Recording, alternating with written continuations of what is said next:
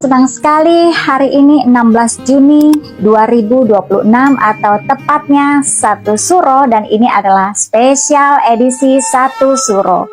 Dan dalam penanggalan Jawa, tepat hari ini atau Suro tahun ini merupakan pergantian siklus Windu dari tahun dalam menuju tahun B atau tahun ke-6 di dalam tarik Jawa ya, dalam tahun Jawa begitu ya. Lalu jika warga Papat mengetahui atau yang belum mengetahui, di sini tahun B atau tahun Ba ini merupakan satu tanda tahun yang sulit. Tahun yang banyak sekali masalah, baik dalam personal ya, dalam kehidupan personal maupun dalam secara bernegara atau di dalam perpolitikan begitu. Nah, ini nanti yang akan saya lihat bagaimana ini ya yang akan terjadi di dalam tahun B ini begitu ya, karena jika kita mundur ke belakang dari Mei ke belakang begitu ya, bahkan sampai akhir tahun yang lalu memang sudah banyak sekali begitu ya trigger bahkan. Nah, ini nanti yang akan saya kupas ya. Bahkan di prediksi saya sebelumnya juga sudah pernah saya membahas bagaimana situasi Indonesia ke depan, baik secara ekonomi, alam, dan politik. Baik, saya membahas sedikit tentang Suro karena ini spesial 1 Suro, hitungan Jawa ya. Jadi tanggalan Jawa ini sendiri diciptakan atau dibuat pada masa kerajaan Mataram Islam oleh rajanya, yaitu Sultan Agung, sekitar abad ke-17 ya. Jadi tanggalan Jawa ini diciptakan oleh beliaunya. Kemudian di sini berkaitan dengan tahun Ba atau tahun B tadi. Tahun B ini sendiri pernah terjadi ya, perang Diponegoro. Terjadi pada tahun B. Nah, inilah ya pada tahun 1825 perang Diponegoro. Nah, inilah yang menjadi kode, menjadi sign juga bahwa segala sesuatu di dalam kehidupan ini ada siklusnya, dan ini saling relate. Energi ini tidak bisa berbohong, yang seringkali saya sampaikan ya, everything is energy begitu ya. Ketika kita mengetahui siklusnya sudah memasuki masa-masa yang cukup panas, tambah lagi seperti yang sudah saya sampaikan di prediksi-prediksi saya sebelumnya, ini adalah tahun kuda api, tahun yang banyak sekali percikan-percikan api begitu ya, amarah, demonstrasi, kebakaran, baik secara personal dalam emosi atau dalam bentuk api yang sebenarnya begitu ya, kobaran-kobaran api baik dalam demonstrasi dan sebagainya. Ini yang perlu diwaspadai. Baik, warga Papat, 15 hari ke belakang, bulan Juni ini membuat kita banyak sekali jidat begitu ya, atau mengelus dada sebenarnya. Berawal dari awal bulan saja kita, masyarakat Indonesia, warga Papat sendiri tentunya sudah shock, kaget dengan penangkapan Ketua BGN beserta 2 wakilnya yang sudah saya prediksi sebelumnya begitu ya tentang BGN sendiri. Kemudian di sini dengan dugaan markup ya, markup dalam jumlah yang fantastis dengan anggaran, kan di sini yang saya sampaikan sebelumnya, anggaran dari MBG ini adalah APBN terbesar yang digelontorkan ya, fantastis sekali, ratusan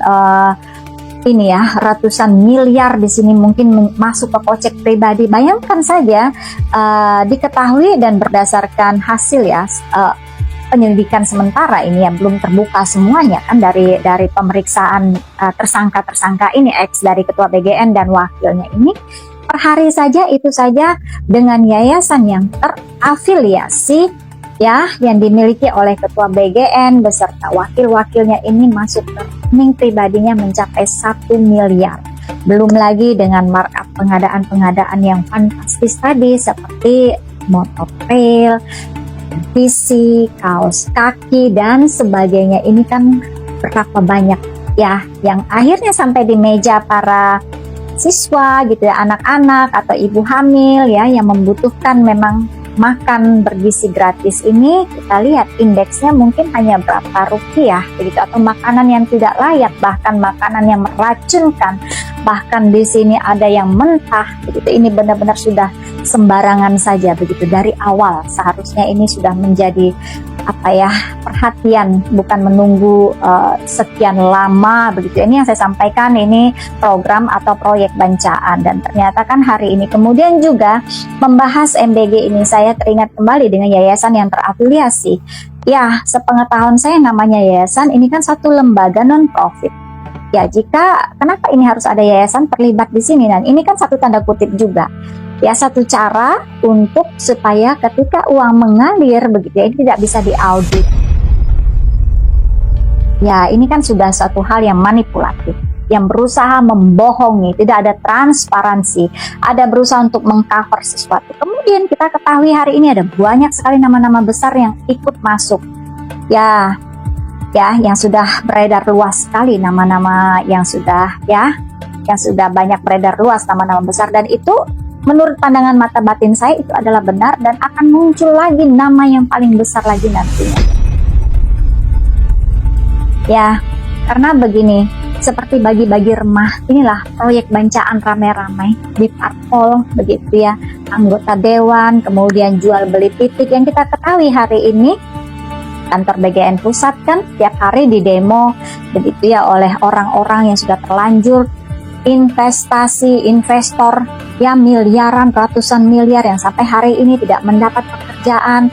Justru hari ini akan dipangkas lagi ya dapur-dapur SPPG ini kan akan dipangkas per kecamatan atau berapa begitu ya, itu hanya 6 begitu. Nah, ini kan mengkhawatirkan mereka-mereka yang sudah menggelontorkan miliaran bahkan ratusan miliar uangnya untuk investasi mendirikan dapur-dapur. Belum lagi mungkin mereka sudah membeli titik-titik tadi itu, titik-titik dapur itu kan dijual belikan. Inilah luar biasa. Belum selesai dari situ. Ya, tertangkap juga wamen ya, ini pas gitu ya, berkaitan dengan izin tinggal WNA di Indonesia. Ini juga fantastis pemerasannya ya, menelan ratusan miliar juga. Per minggunya beliaunya mendapatkan tips setiap Jumat ini ya, 100 juta begitu. Luar biasa sekali. Di tengah hari ini rakyat Indonesia mencari uang 100.000 saja sangat sulit, lapangan pekerjaan tidak ada dibuka, gaji pas-pasan, UMR ya tidak ada peningkatan begitu ya, gaji standar. Tapi di sini hari ini kita ketahui pajak akan dinaikkan begitu ya,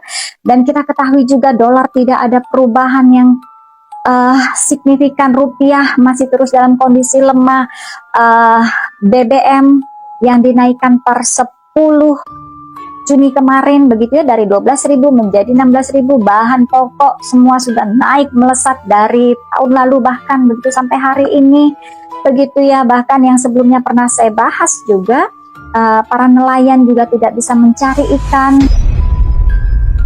ya di pelabuhan ini kan. Bukan hanya nelayan yang ribuan itu tidak bisa mencari ikan karena solar yang non subsidi ini juga yang digunakan untuk kapal-kapal besar naik luar biasa menjadi berapa puluh ribu begitu. Ini ya, kemudian banyak hal yang tidak berpihak kepada rakyat ya.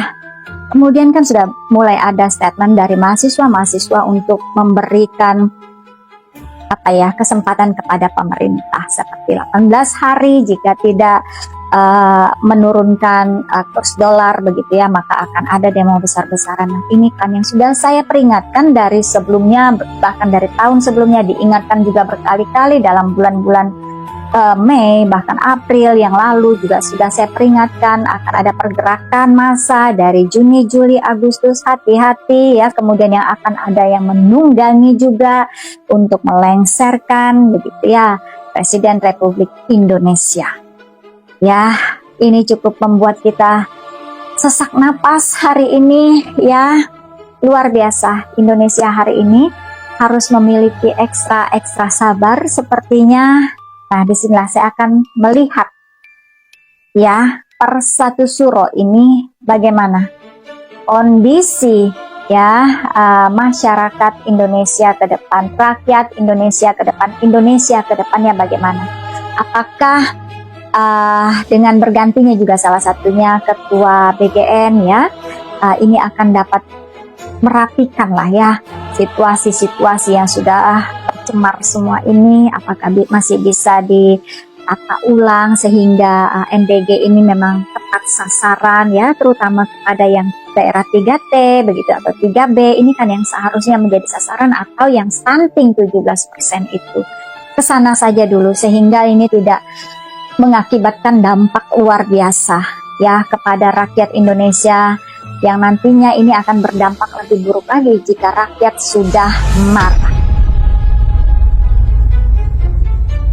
Baik, warga Papat, dengan suasana satu suro ini saya akan melihat bagaimana situasi Indonesia ke depan pasca suro ini, satu suro ini. Apakah ada perubahan yang signifikan atau minimal rupiah menguat begitu ya, dolar turun ya, harga-harga di pasar mulai stabil begitu ya. Saya akan melihat dengan menggunakan kartu tarot dan mata batin saya, mengambil 3 kartu tarot dan 1 bottom deck card.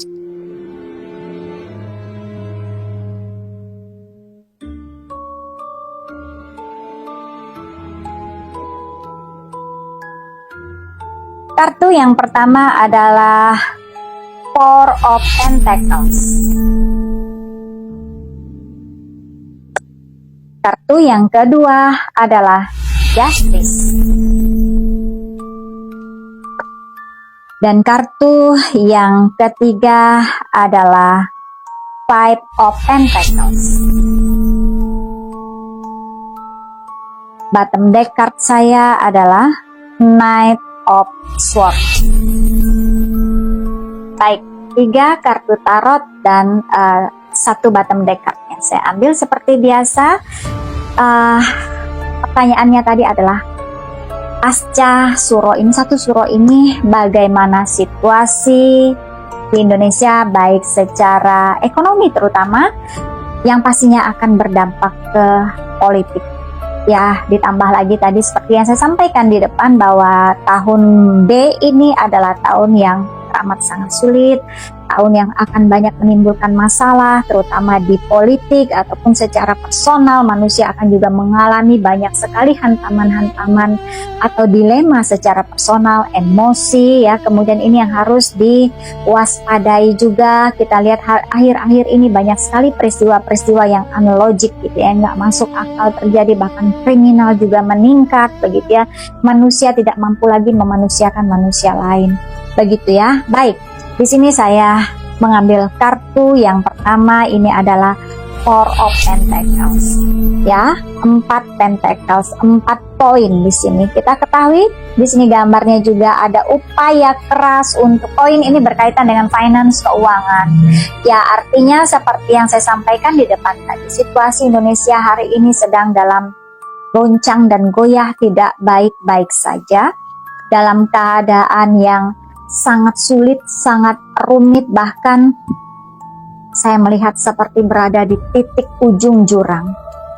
Ya, situasi yang sangat-sangat melangkah salah saja, 1 langkah ke depan, ini kita masuk ke dalam jurang yang sangat dalam. Di sini ada upaya, ya, melepas, membebaskan, menyelamatkan, ada upaya dari pemimpin, dari pemerintah, ada upaya. Hanya saja di sini yang saya lihat ya, memang ini sangat mohon maaf sekali, manusia-manusia dengan hati yang sudah kotor itu sudah sangat merajalela di dalam pemerintah Republik Indonesia hari ini. Orang-orang koruptor gitu ya, orang-orang yang sudah tidak lagi memiliki empati, jiwanya sudah bukan lagi untuk kepentingan rakyat ketika dia berada di posisi menjadi pejabat, menjadi anggota dewan, menjadi menteri atau apapun jabatan yang diberikan mandat oleh rakyat. Bahkan pimpinan tertinggi sendiri pun kan mendapat mandat dari rakyat begitu ya, ketika menduduki kursi tertinggi ini itu lupa diri ya, bahkan terkesan menyalahkan sana sini begitu ya. Bahkan rakyat sendiri seperti yang maaf ya, di sini saya mengulang kembali, seperti statement dari Presiden Republik Indonesia, rakyat di desa tidak menggunakan dolar. Nah, ini kan blunder yang menyakiti hati rakyatnya yang memberi mandat kepada beliau untuk duduk sebagai Presiden Republik Indonesia. Kemudian di sini ada kesulitan dalam ekonomi baik dari personal ya, dari masyarakat Indonesia, jelas di sini terlihat dari kartu ini. Ya, semua berjuang, semua sedang berupaya untuk supaya menstabilkan ekonomi baik dari tingkat kecil ya, dari skup kecil lah masyarakat. Hari ini kita bisa melihat, jadi begini, kembali lagi ke MBG. Jadi kenapa MBG ini dibuat ya, diberikan program ini kan sebenarnya karena memang masyarakat Indonesia masih banyak yang berada di bawah garis kemiskinan, yang masih hidup dengan kondisi ekonomi kemudian gizi yang buruk. Kan ini tujuannya, artinya kan Indonesia sedang tidak baik-baik saja ketika program ini diadakan. Programnya bagus tapi ternyata programnya disalahgunakan, dijadikan bancaan beramai-ramai begitu ya oleh bagi-bagi remah rengginang ini, parpolkah, pejabat, jual beli dan sebagainya. Ini sudah bukan lagi sesuatu yang fitnah begitu. Ini realita dengan tertangkapnya ketua DGN kemarin beserta wakil, dan ini akan menyeret nama besar lainnya begitu ya.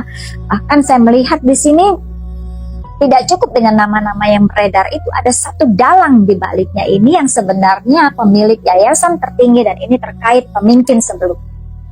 Ya, hanya saja apakah mereka berani menyuarakan rakyat nantinya. Nah, kemudian dari upaya di sini kita ketahui juga nih Pak Purbaya ya, Menteri Keuangan juga kan ada isu untuk reshuffle. Saya melihat memang situasinya goncang begitu ya. Beliaunya ini ada potensi untuk di reshuffle, digantikan karena dari awal sudah memberi statement banyak sekali begitu ya, bahwa rupiah akan menguat, dolar akan turun, tapi nggak ada realitanya. Begitu ya, berbagai cara memang sudah diupayakan, dicoba. Cuma di sini inilah yang saya sampaikan, orang baik ketika dia dikelilingi oleh maling dan penjahat semua, maka orang baik ini pun akan tidak berdaya, akan tidak bisa melakukan apapun. Ini ya situasinya hari ini. Kemudian di kartu kedua adalah justice. Bagaimana kartu justice ini? Ya, kartu justice ini adalah kartu keadilan, kartu kestabilan, kartu keseimbangan, berkaitan juga dengan karma. Justice ini ya, ada tanam, ya, ada menuai begitu. Apa yang kamu tabur akan kamu tuai. Nah, inilah kartu keadilan. Jika kita lihat satu suro ini juga, kita memaknai satu suro ini kan sebagai, kalau orang spiritual atau Jawa ya, yang melakukan tirakat ya, satu suro ini juga digunakan untuk eling lan waspada. Bagaimana kita introspeksi, bagaimana kita kembali lagi mengenal jati diri.